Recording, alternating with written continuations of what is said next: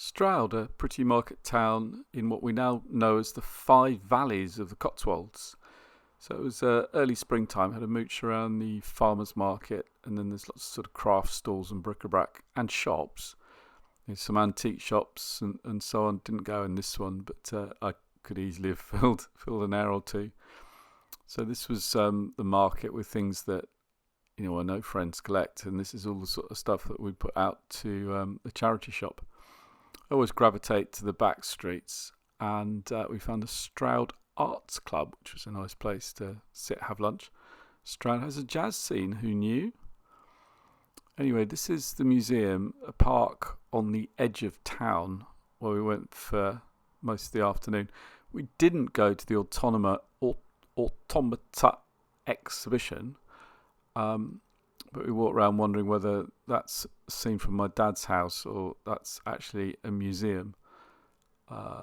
It's displayed, but we've got a few of those at my dad's house. Now, whiff waff, that definitely belongs in a museum.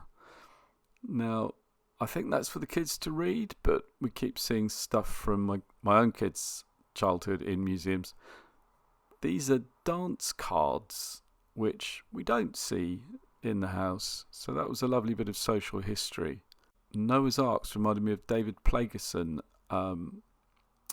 Cameras? No, that's older than I'd see in my dad's house. We came to this, which is an animation editing machine.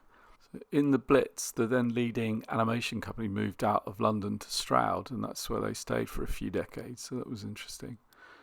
This tricycle caught my eye.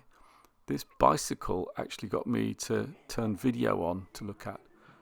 So it's made up of small tubes in these truss type structures, and the saddle is a hammock slung across the top.